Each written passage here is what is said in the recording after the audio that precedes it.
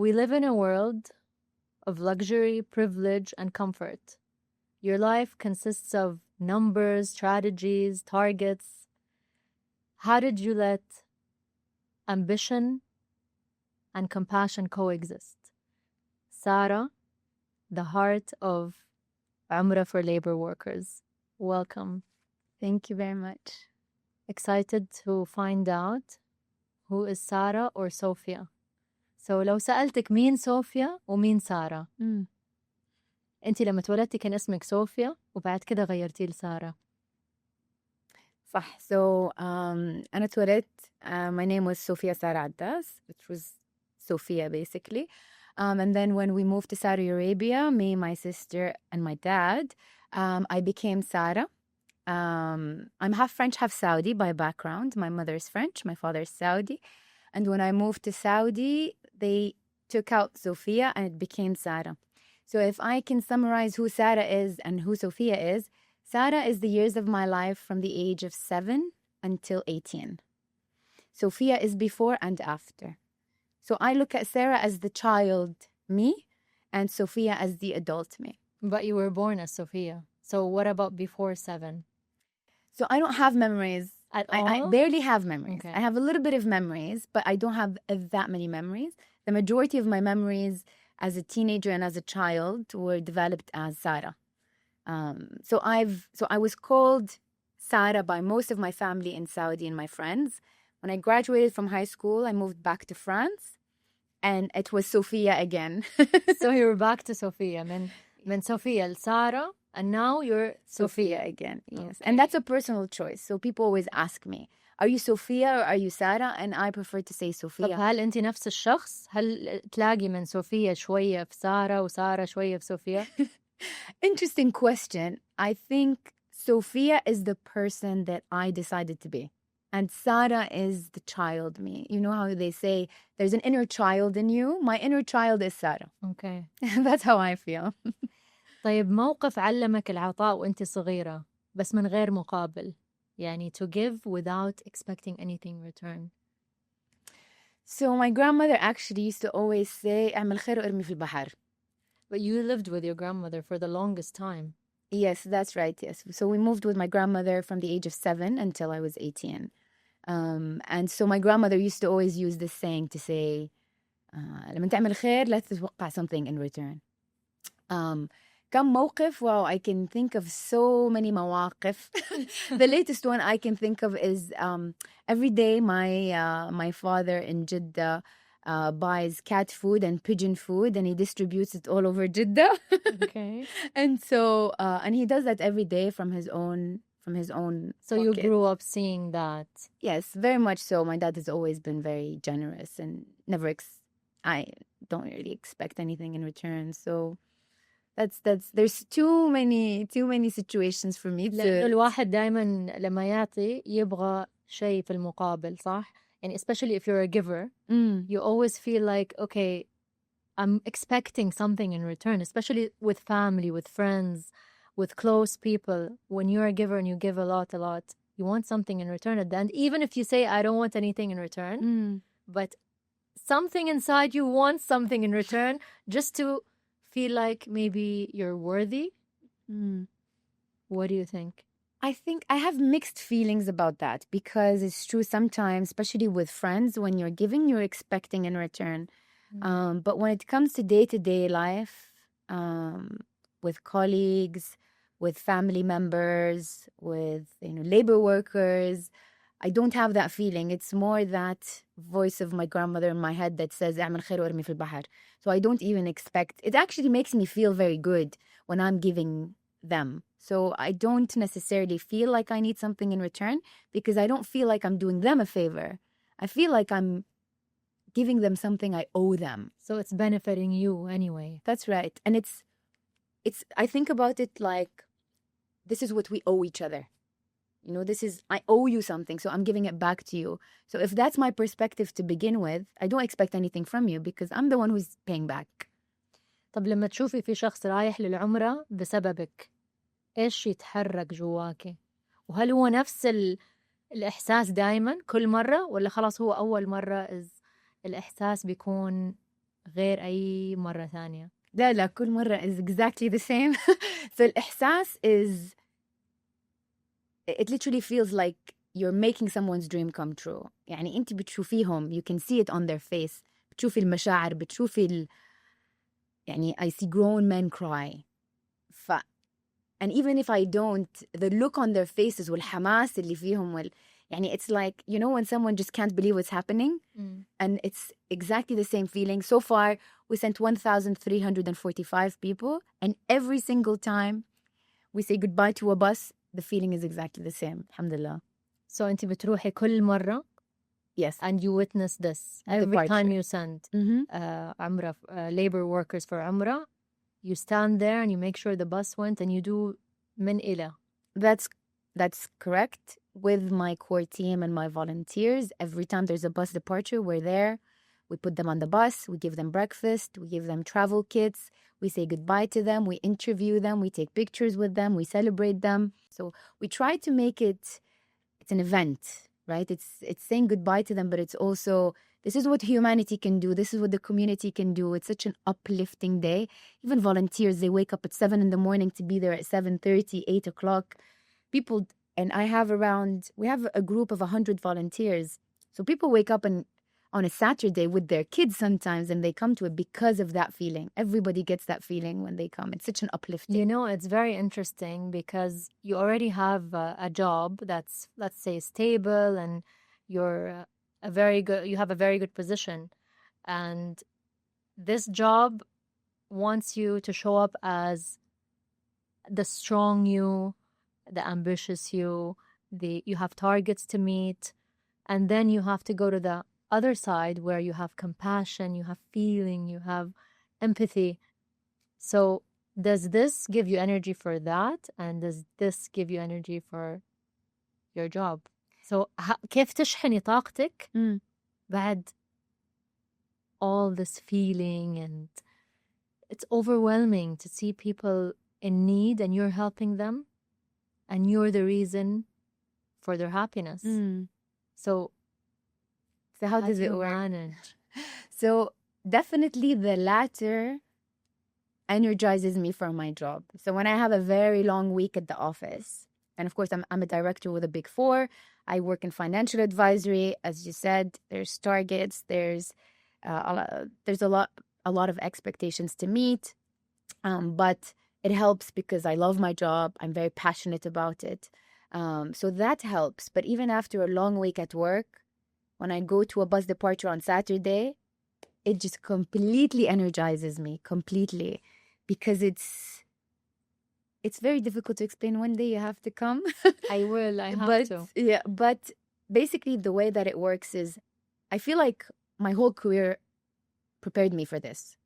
So my whole career has been about meeting difficult deadlines, project management, making things happen, solving problems. That's what consulting is about. That's what advisory is about.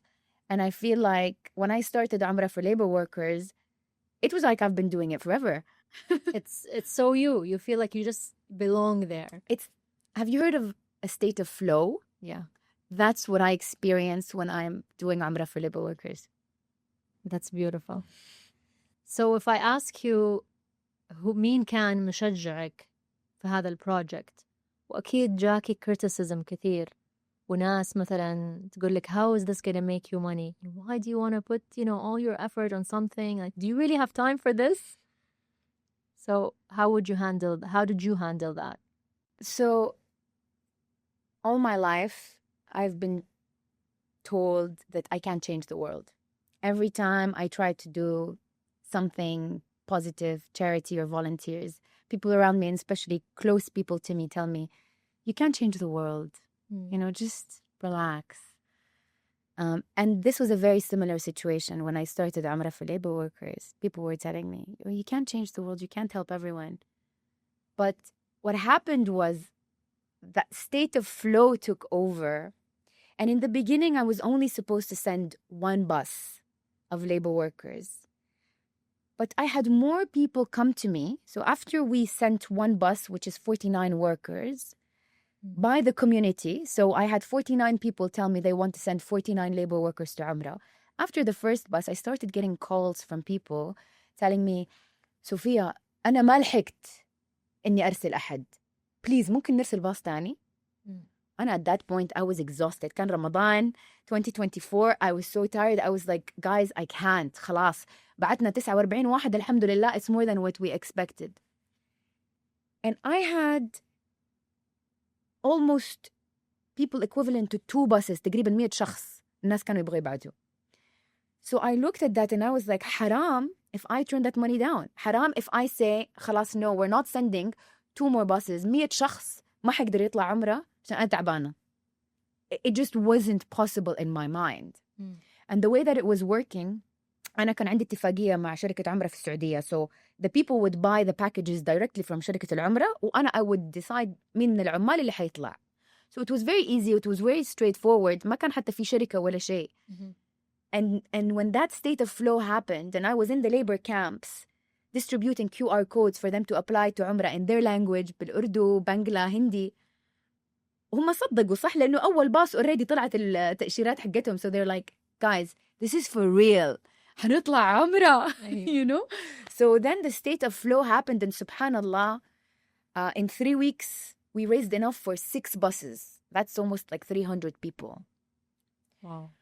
وبعد كده قلت خلاص حنقفل حنشطب لأنه شركة العمرة وصلها 300,000 which is 6 buses. We're going to have to stop here. I need to speak to a legal advisor. We need to structure this properly. And this is when I started saying, okay, ما شاء الله تبارك الله, in the GCC عندنا ناس الكرم أكثر من المحتاج أنا اللي شايفاه.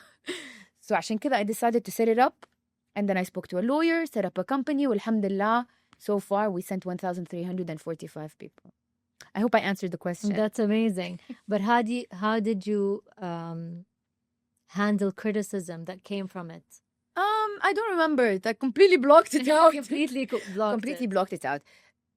So when you go with the flow, as you said, yes, I feel like you're so into what you're doing that you block the outside noise.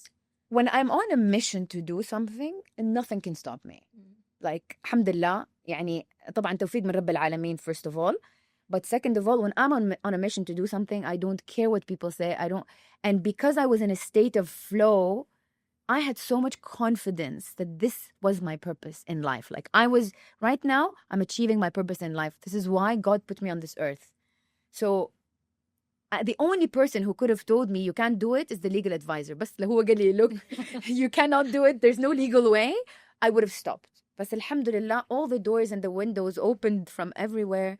يعني تخيلي to a point where حتى to set up our Instagram, قبل ما نعمل شركة, someone told me بصوت عالي, we were in a crowd in Ramadan, Sophia, you have to set up an Instagram account for Umrah for labor workers so more people know about it. I don't have time. I don't know. Someone heard. واحدة قالت, excuse me, I have a company called LNA Consultancy. We can do your Instagram, your logo. We can do community management. We can do everything for you within 6 hours. They did everything. 2 weeks later, I get contacted on the Instagram by a Swiss company that says, Assalamu alaikum, Sophia. We see everything you're doing for the community. We want to be part of it. We are a website developer based in Geneva. We would like to develop your website for free. Subhanallah. This is Alif marketing. They developed their website for free, and now you can go on the website, buy a package through Apple Pay or your credit or debit card. So that's why I call this an initiative by the community for the community. But this is a very good example of you giving, and there you are receiving, right? Subhanallah. Right there. Subhanallah. It's true actually. Subhanallah. So and you know, I think this project has يعني في بركة في هذا المشروع. Subhanallah, إنه الناس كانوا بيرموا عليه خدمات وبيرموا عليه أشياء for the labor workers. يعني legal advisor, we used to have a free legal advisor who gives us free advice. I haven't paid for anything. Literally, alhamdulillah, I haven't paid for anything other than the company or incorporation, طبعا. But otherwise, all the services, everyone from the community wants to support. You know, like your podcast, for example, this is our marketing. To be able to come on a podcast and speak about the initiative, people hear about it. They visit our website, they buy a package, واحد راح عمرة. Exactly. It's like indirect marketing for you, which is what I love to do because I like authentic things, and this is why you're here, for the authenticity that came out of it. Thank you. And this is صدقة جارية for you. Anyone who watches, they buy a package, inshallah, Zaina will get the ajr as well. Inshallah, ya Rab. So you asked a cleaning lady a question. What was the question that started all this movement? I asked the cleaning lady, if you had all the money in the world, what would you do? And where was this cleaning lady? So this is a cleaning lady who was cleaning at a gym. And I wanted to help her because she just lost her mother and she needed some money to help her son in Uganda. And I wanted to help her. And I thought she would say, I want to send my son to school, or I want to go back home, or anything like that. And she said, Inshallah, I will go for Umrah. And she did sujood. Wow. And that's what started the whole project. Because being from Jeddah, 45-minute drive and you're in Mecca, I never really realized and emotionally saw the impact of going for Umrah. Alhamdulillah, we're so lucky. We are very lucky, صراحة. Alhamdulillah. So that's how it started. And then I started looking into Umrah companies. How do you send someone from Uganda who lives in the UAE to Umrah? I started speaking to Umrah companies, and then I found out that I can send her for 4,500 dirham. So you were doing this alone in the beginning? Yes, alone. That was just me. مع إنه كان عندك وظيفة ومشغولة, بس this was like a side thing that you really wanted to help. Yes, I wanted to help this lady. So then I told my friends and family, this is Khadija's story. We'd like to send her for Umrah. For every riyal that somebody puts, I will match it. يا ريتني ما قلتها. No, alhamdulillah. Within 6 hours, I had enough. I had 6,000 riyal. So I had to add an additional 6,000 riyal. That's 12,000 riyal. Yeah. So I called Khadija and I said, Khadija, do you have 2 other colleagues from your gym who want to go for Umrah? She said, yes, madam. Aisha and ما أعرف مين. قلت لها يلا روحوا كلكم مع بعض. And that's how it started. And then after we sent them and I saw how it changed their life, I was like, oh, that was, what an amazing good deed to do. What an amazing initiative. Subhanallah. And it came to life. And you know how easy it was? يعني سبحان الله السعودية ما شاء الله تبارك الله والحكومة السعودية ووزارة الحج والعمرة, they are making it so easy for people to go to Umrah that everything is possible. So أنا أول ما قالت لي تبغى تروح عمرة وأنا لقيت شركة عمرة, قلت لها بعتي لي الجواز وبعتي لي الأميريتس ID. التأشيرة طلعت في 3 أيام ما شاء الله. أخذت التأشيرة طلعت على الطيارة وراحت عملت عمرة ورجعت بعد 5 أيام. شفتي her effect بعدها؟ Wow, changed her life. رجعت تبتسم.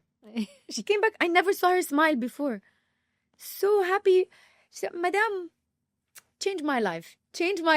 لما شفتها. So speaking of changing lives, إيش الأشياء اللي كنتي لازم تتخلي عنها أو تتشافي منها to become who you are today? I had to get rid of a lot of self-doubt. Yeah. And this is, I think, something that a lot of people struggle from, especially women. You know, a lot of us struggle from imposter syndrome. Sometimes you're in situations and you're not 100% confident, or I find sometimes as women, you may know 90%, but you feel like, you know, 70, 60%. Sometimes you focus on what you don't know instead of what you do know. So throughout my career and throughout my personal life, I had to get rid of a lot of self-doubt. How did you get rid of it? A lot of therapy, actually. I'm a big believer in therapy. I'm a big believer in talk therapy, in hypnosis, in sound healing. I've done all kinds of therapies that you can imagine, except for medications. That part I don't do, but coaching, I do a lot of coaching, mentoring. I believe in professionals. They have something to bring to the table. I have a really good business coach. I have a really good, not life coach, more business coach who helps me, you know, put together a structure for my thinking. And so yeah, it's not like easy. It's so important. يعني مو عيب إنه الواحد to ask for help.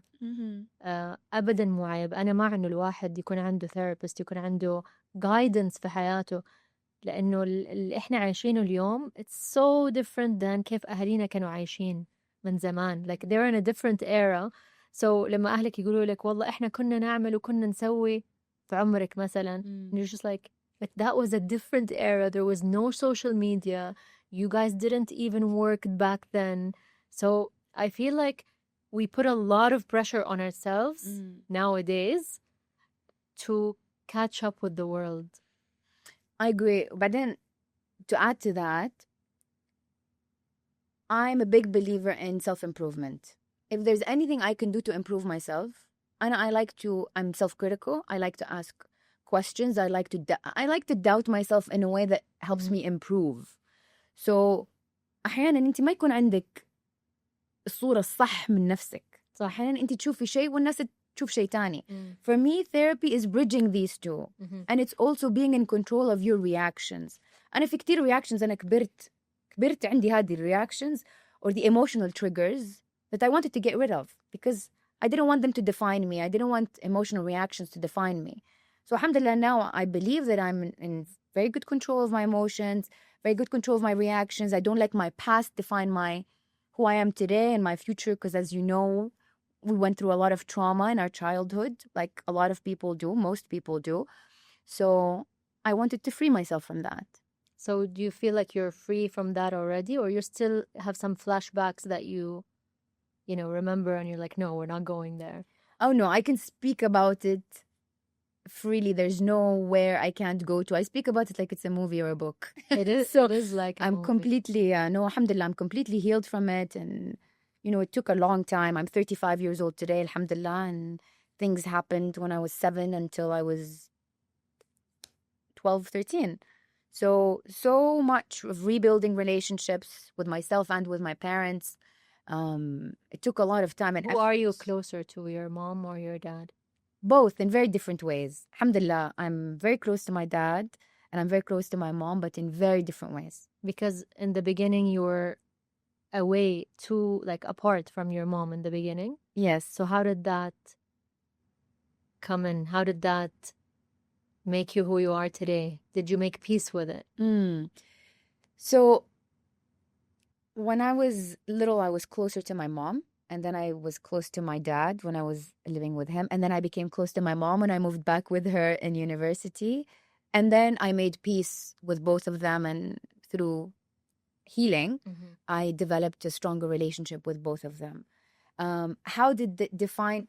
Actually, I had to get rid of a lot of the impact of growing up without a mother or of growing up without a mother figure, you mean? Exactly, yes, without a mother figure. Yes, because I grew up with my grandmother and my dad who did a great job at raising us. I'm very grateful of who I am today. It's all because of what they did and how they raised us.